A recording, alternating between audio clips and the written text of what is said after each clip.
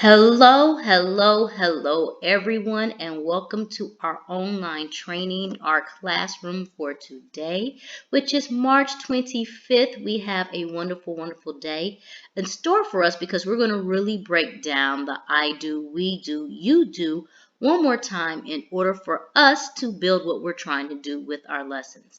Now, if you get lost, please go back to my other assignment from yesterday in that video that is in your assignment, as it will support the beginning portions of the I do, we do, you do.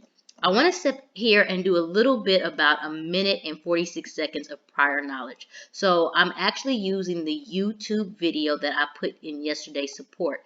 This is a video that we're going to watch together, and we're going to go ahead and remember a little bit about the I do, we do, you do portion. I'm pushing play, and I want you to listen and take notes. I do, we do, you do is a proven method for helping students to learn and practice new skills. Let's see how it works. As an example, we'll see how a mother bird teaches her babies to fly. She follows the method of I do, we do, you do. The mother bird is the teacher, and the baby birds are the students. The first step is I do. The teacher demonstrates the new skill she is teaching and explains the process to the students. The teacher might demonstrate the skill a few times to make sure the students understand.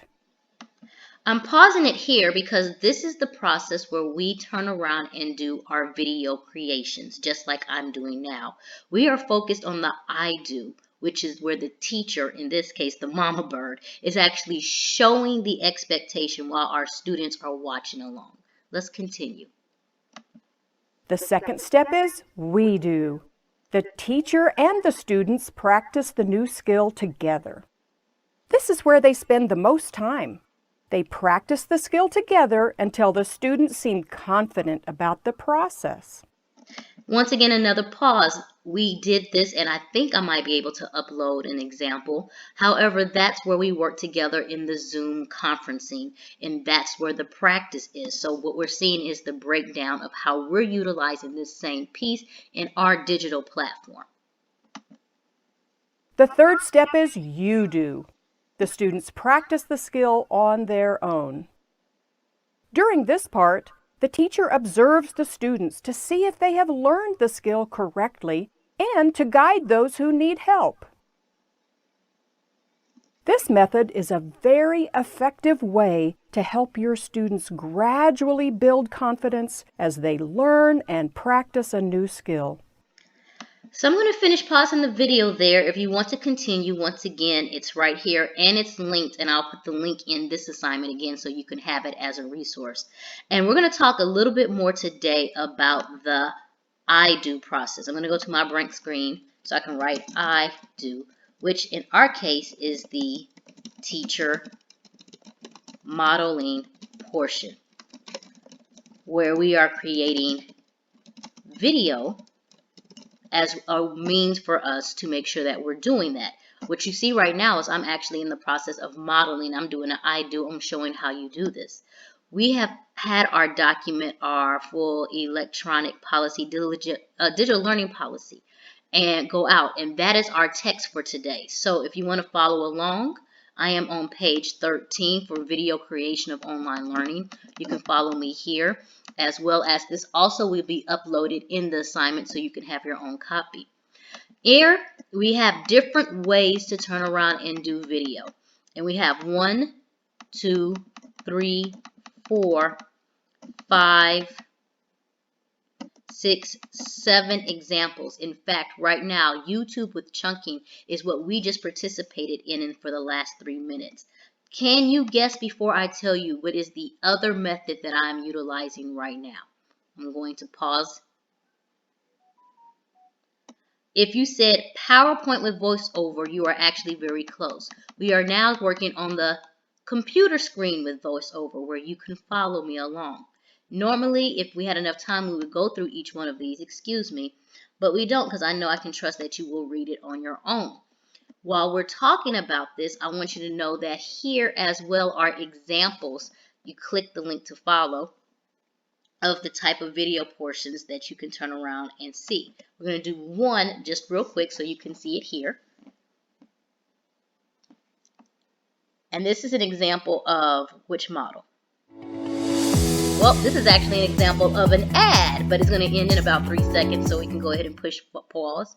What? Still searching YouTube for math help? Two Are ads. the videos from 2006 really? There we go. What are we doing here? Here we have a professor where so somebody's won an amount of money on the lottery. They've won £360. So this is your basic model of a video on person going to a board and being able to teach that way. Once again, this is only one method that we're utilizing to teach, but what you have in your textbook is a variety of methods.